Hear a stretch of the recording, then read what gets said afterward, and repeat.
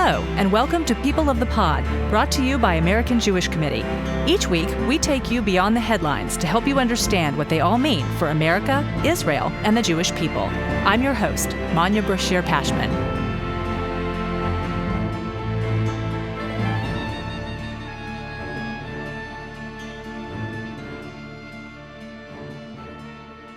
Negotiations begin on Saturday to curtail Iran's nuclear fuel enrichment infrastructure, missile program, and support of Hezbollah, Hamas, and other terror proxies around the world.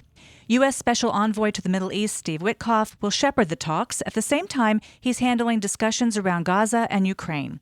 With us to discuss the potential of these negotiations and their impact is AJC Chief Policy and Political Affairs Officer Jason Isaacson. Jason, welcome back to People of the Pod. Thanks, Manya. It's good to be back. So, Jason, the Obama administration sealed the deal in 2015 to curtail Iran's nuclear program, which President Trump then withdrew from in 2018. What did that original deal look like? Of course, the United States pulled out of the deal in 2018, as you said, whereupon, after a period of reflection and some uncertainty, the Iranians started violating the agreement. The original agreement, that was called the Joint Comprehensive Plan of Action, allowed the Iranians to enrich their uranium up to 3.67% purity of uranium. You need something like 90% in order to make a bomb. They were allowed to keep just 300 kilograms of that enriched uranium. The rest of their stockpile of uranium had to be shipped out of the country, which it was. There were other restrictions that were imposed on Iran. They had to disable a plutonium facility that also was a possible avenue toward a nuclear device. They had to allow intrusive inspections, not as intrusive as some had hoped. And they had to limit the degree of sophistication of their centrifuges. They had a very robust centrifuge production capacity, which had to be limited. They had to disable certain centrifuges that they already had, and they couldn't advance them further. There were a number of these other restrictions that were imposed, in return for which the Iranians were going to have sanctions removed. Sanctions that had held back their economic growth, limited the degree to which they could ship their oil and gas to vendors, to customers around the world. It was a good trade for the Iranians, but from our perspective, it lacked certain things. It certainly lacked objectives that the administration at that time, the Obama administration, we thought had been pursuing, which was not only to limit the ability of the Iranians to produce a nuclear weapon, but to affect other aspects of Iranian behavior, their missile program, their advanced ballistic missile program, their support for proxies that endangered stability and security across the region and beyond. Those issues ended up getting dropped in the nuclear negotiations. They were just focused on the nuclear program, which was a reason why AJC opposed the deal when it was announced in 2015, and why Donald Trump, campaigning for president and then after he became president, after giving it a run to try to find a way to perhaps induce European partners to go back to the negotiating table and impose additional restrictions on the Iranians, including covering the missile program, lengthening the amount of time that would be held in check the nuclear program of Iran for maybe not just 15 years, but 20 or 30 or 40 or 50 years. Those efforts were ultimately abandoned. It wasn't possible to reach an agreement between the United States and the European allies. And so in 2018, the president pulled out. Besides the man in charge, what has changed in the last decade? Since that time, Iran has serially and outrageously violated the terms that were agreed to in 2015. They were initially allowed, as I said, to have 300 kilograms of low enriched uranium. They now have 8,200 kilograms plus, according to the IAEA, the International Atomic Energy Agency. And some of that is enriched up to a level of 60%, which is really, frankly, just below the level needed for a nuclear device. So they're way out of alignment, way out of the agreement that they had reached in 2015. Now, of course, in addition to that, the Iranian economy has suffered a decade of sanctions, high inflation, high unemployment, rolling blackouts in major cities, the brain drain. Smart Iranians, realizing there's no economic future in their country, have left. And of course, over the last year and a half, after the Hamas attack on Israel of October 7th, 2023, Iran a supporter of Hamas, a funder and supplier of Hamas. After a few months, it posed its own attacks, fired missiles and drones at Israel in support of Hamas's activities and also in support of Hezbollah, the other Iranian proxy on Israel's northern border. So twice in the last year and a half, we've had attacks by Iran against Israel, which Israel responded to and significantly weakened terrorists in Lebanon, Hezbollah, and of course, Hamas. They decapitated Hezbollah, and they also struck back at Iran after Iran fired missiles and drones that had mostly been intercepted by Israel's air defenses in cooperation with the United States and, frankly, some Arab partners, and also France and the UK. So does Iran have as much leverage as it had in 2015? It must be said that Iran is weakened. It's weakened economically. It's weakened militarily. Its air defenses have been exposed and significantly damaged. And it has seen that its attempts to strike at Israel are deflected by a combination of U.S. and especially Israeli forces, and also with the support of some regional allies and European allies as well. So Iran goes into this negotiation with the Trump administration in a poorer position to make its demands heard and enforced, except for the fact that Iran is proud. And it has shown under enormous economic duress, they have continued to advance their nuclear program. They clearly believe that this is part of their right and necessity if they are going to provide some kind of a defense for themselves against what they see as a U.S.-led, U.S. in cooperation and partnership with Israel-led effort to weaken them and drive them away from their power in the Gulf, to limit their ability to exert influence across the region. So they may be in a poorer position. Whether that will be evident in the negotiating table is another question. President Trump criticized the Obama administration for not walking away when Iran didn't meet America's demands. Do you see this negotiation unfolding quite differently than that one did? Well, there are a couple of factors here. One, the Iranians are famous negotiators, famous for being exacting and excruciating and insistent on certain points in the text that they discuss. They have their own interpretations for texts. This was an issue in the past. And the pain that is exerted on their counterparts in negotiations, I have heard people talk about, both from the Gulf and from U.S. officials, how difficult it is to actually have a negotiation with the Iranians. They will insist on going again and again and again through every codicil, every agreement, every annex, to a point that will sort of drive people up a wall until they, according to, I think, the Iranians' calculation, give up and say, oh, okay, fine, we'll concede you on that point. I'm concerned that they are so practiced at this negotiating style, which I suppose you have to say they've been practicing for thousands of years. I am not sure that in this kind of rushed effort to move into negotiations with, frankly, a very capable negotiator in Steve Witkoff. He certainly has the trust of the president, and he was successful in helping move forward hostage negotiations very early on. In fact, frankly, the day before the inauguration of President Trump, Steve Witkoff was instrumental in advancing that ceasefire and hostage release deal. But there's a lot on Steve Witkoff's shoulders. He's also involved in the Ukraine-Russia negotiations.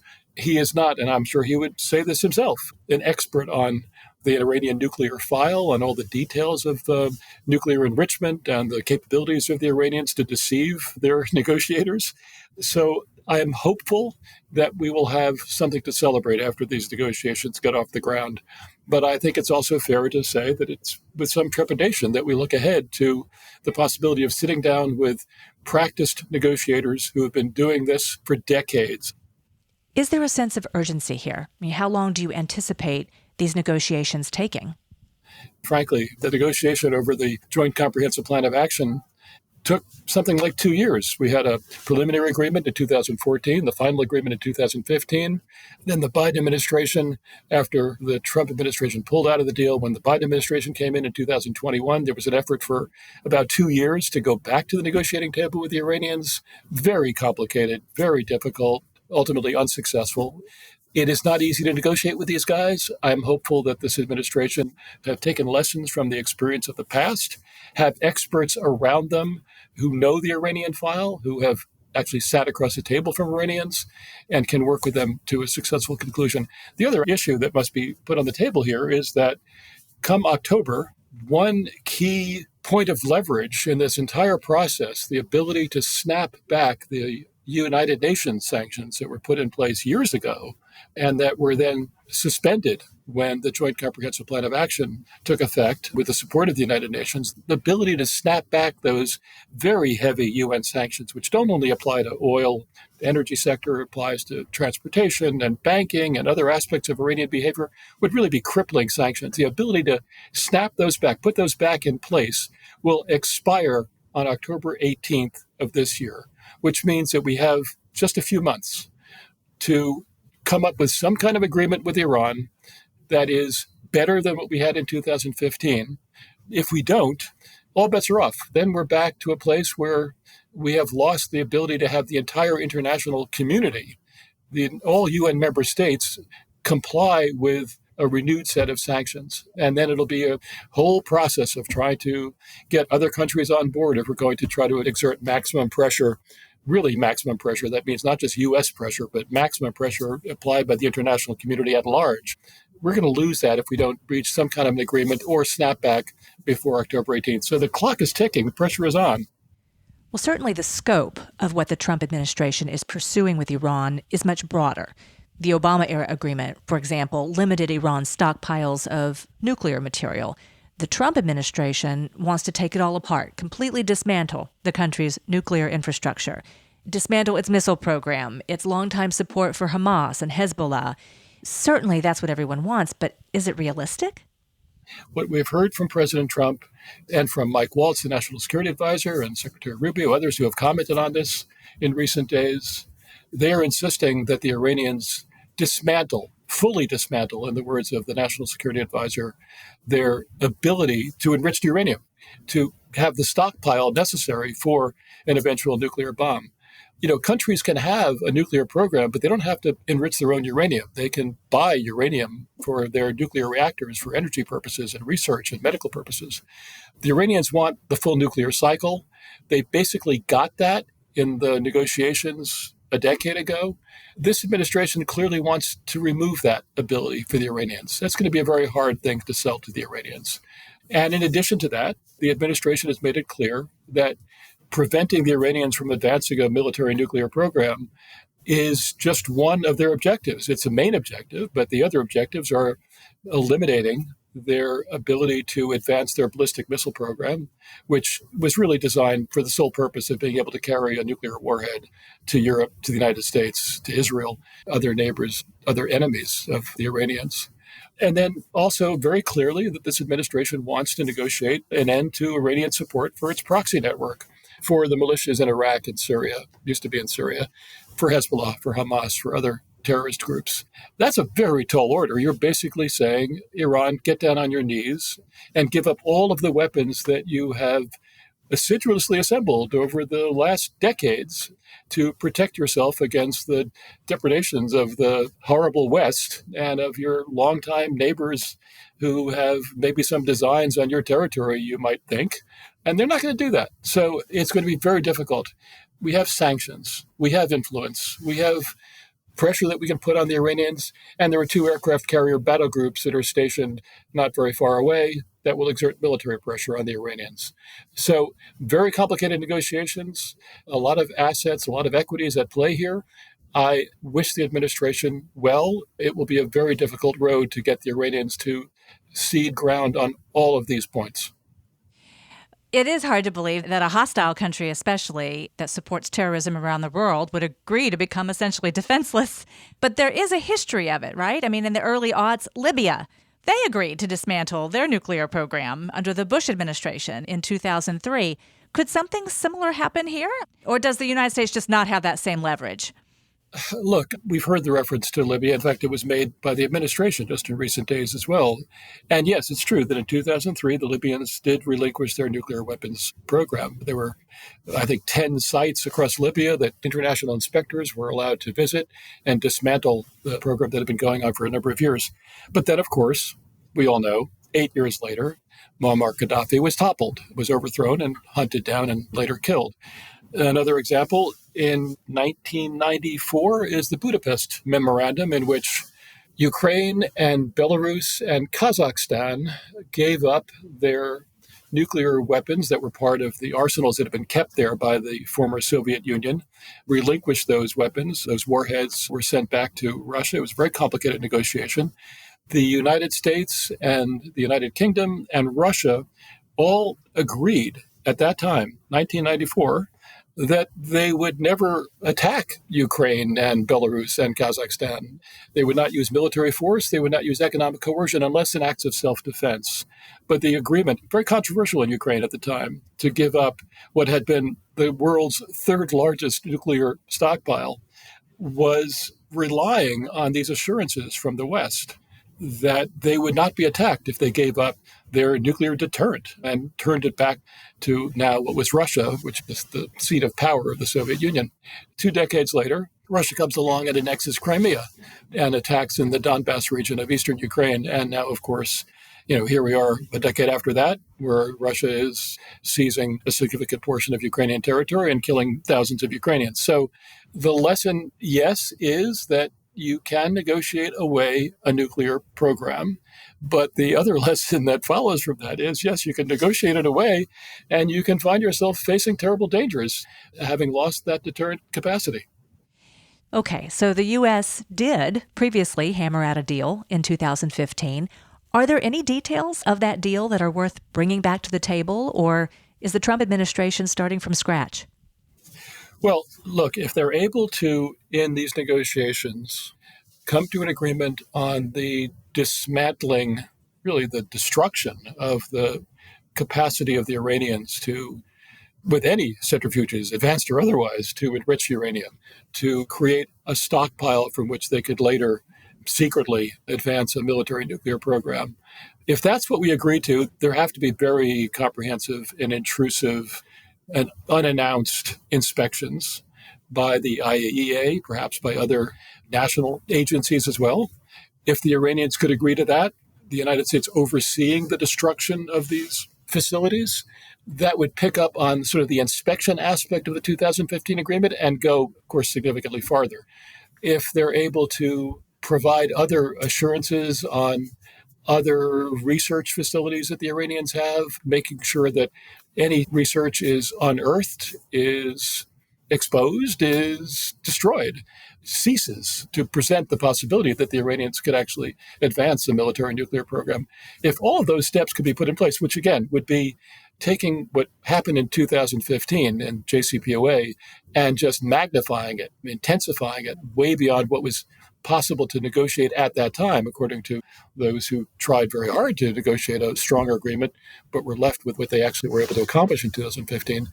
Let's hope that that's possible. I don't know if it will be possible, but there would be, of course, in any agreement going forward, there would be certain elements that are related to and are outgrowths of and are really expansions on what happened in the Joint Comprehensive Plan of Action, except that this administration has set a very high bar, and there will be many critics in the United States, in Congress, around the world, in Israel, but elsewhere in the region, if the administration rushes to a deal that falls short of its very ambitious expectations. You mentioned Israel. If President Trump follows through on his threats of military strikes on Iran if negotiations don't go as he has planned, could that put Israel at more risk than it already is? It could. I think there is really no one in the region who wants a war. As everyone knows, as everyone has seen in successive military conflicts, the outcome of wars is unpredictable, usually worse than what is expected. I think Israel does not want a war, but Israel cannot live with an Iranian nuclear threat. And if there is not the possibility of negotiating away this nuclear threat, I think that everyone would understand that a small country that has already been attacked twice in the last year by Iran, which had demonstrated its intention to strangle and destroy Israel again and again, and says it at every opportunity that it gets, everyone would understand if Israel had to take certain action. And if Israel and the United States were to act together, providing a greater chance of success, I think that would be understandable and frankly laudable. The best possible option is a negotiation in which the Iranian nuclear program is forever put out of business. Let's hope we can get to that. Let's hope that the Trump administration is successful in these efforts. And also, speaking of Israel, how much did or should Israel be contributing to these negotiations? Well, let's hope that unlike in 2014, 2015, when the United States negotiated with Iran, along with France and Germany and Great Britain and the European Union and Russia and China, let's hope that the neighbors of Iran, those who were most affected by Iranian threats, are involved in this process in a much more serious way. There was a great deal of complaining in the Gulf, in Israel, justifiably in 2015, that the JCPOA, which really was designed to make the region safer, and of course American security interests being advanced, took place in the absence of real input on the part of those who would be most affected. And let's hope that this goes in a very different direction. In other words, not just Israel, but all of their neighbors in the Gulf. Not just Israel, but the neighbors in the GCC, who themselves have been attacked from time to time by Iran and by Iran's proxies. The Houthis, which I did not mention before, of course, in Yemen, have attacked their neighbors on the Arabian Peninsula. Saudi Aramco was attacked by Iranian missiles a number of years ago. Ships on their way to and from the UAE have been attacked. So they all have an interest in limiting the ability of Iran to project force and to threaten the region, particularly with the nuclear capability. Jason, thank you so much for your time and expertise on this matter. I suspect we will be talking again soon as this develops. I look forward to it. Manya, thank you very much. Be sure to tune in for my conversation with journalist Yardena Schwartz about her first book, Ghosts of a Holy War, the 1929 massacre in Palestine that ignited the Arab-Israeli conflict. Yardena shared how history repeated itself on October 7th, 2023, and why understanding the past is essential to making sense of the present. From April 27th to 29th, we will be at AJC Global Forum in New York City. Join American Jewish Committee and over 2,000 committed activists at the premier global Jewish advocacy conference of the year. After the horrific attack on October 7th, 2023, and in this fraught moment for the global Jewish community, escalating threats worldwide underscore the importance of our mission. All who care about the fate of the Jewish people, Israel, and the values of the civilized world must respond now with action, urgency, and resolve. If ever there was a time to stand up and be counted, that time is now. Your voice is needed now, more than ever. If you won't be with us in person, you can tune in to the webcast at ajc.org/Global Forum 2025. Thank you for listening. This episode is brought to you by AJC. Our producer is Atara Lakritz. Our sound engineer is TK Broderick. You can subscribe to People of the Pod on Apple Podcasts, Spotify, or Google Podcasts, or learn more at ajc.org/peopleofthepod. The views and opinions of our guests don't necessarily reflect the positions of AJC. We'd love to hear your views and opinions or your questions. You can reach us at peopleofthepod@ajc.org.